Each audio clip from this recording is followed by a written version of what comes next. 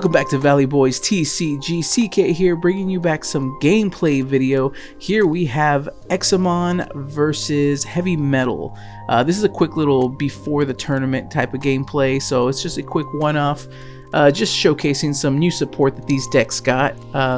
So we see Examon on the left get the Dracmon into the Cordramon, the new jamming Cordramon, which is good. And so we are just going to try to choke back. We get one of the new Itmons in the back, and then we get a Searcher Itmon also on board. Both of them are Searchers, but we get one on board. And all we find is the old Heavy Metal, which is still really good in this build, especially if you can get your hand size to 0. It really does some stuff to pop off. But he goes in, he swings, he has the jamming. Just hits a Loudmon and then plays the Searcher, gets the double value, and then is able to go into Wingdramon here to pop our Itmon on board. So both of these decks are very interesting. I feel like the new support gave them both aggro, but they also have some very strong control elements. But it's just a very tricky matchup because both do require a bit of setup. So here we see we go into Punkmon. We are able to trash one to gain blocker and retaliation. And it is decision time. We do have block and retaliation, so we can try to basically, if we had the old Loudmon here, unfortunately we don't, we have the new one. If we had the old one, it would have been perfect to pitch 2 and pop that Wingdramon on board, but it looks like we won't be able to do that. All we're going to be able to is pitch. We do have a Nidhogg to pitch, which will gain us a memory back, so we'll choke them to 1. So they shouldn't be able to do too much damage here. But we'll choke him to 1. We also toss in McAllen. Now, at this point, McAllen was still in the build. At this point, I'm kind of removing it from the build. I did like the McAllen-Guillaumon combo. But I've taken out McAllen. I think I'm just going to focus more on the Heavy Metal Ace. And then some of the old Heavy Metal. Just kind of stick to it.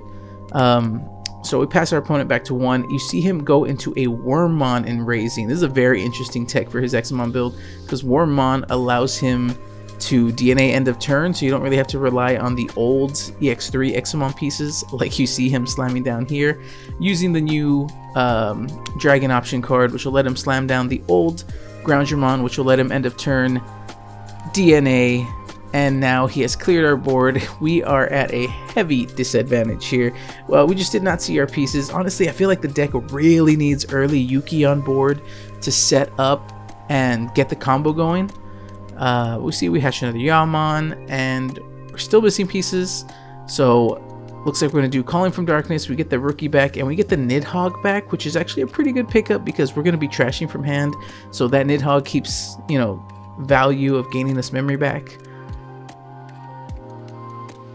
Starter deck Matt wouldn't be a bad idea, but Yuki just is too pivotal to the deck's kind of flow game plan.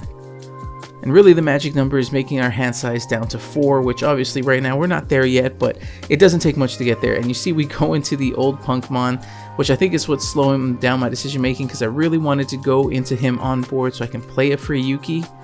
But the next best thing was just to go into him, and here we just drop the Heavy Metal. I guess we're missing the level 5.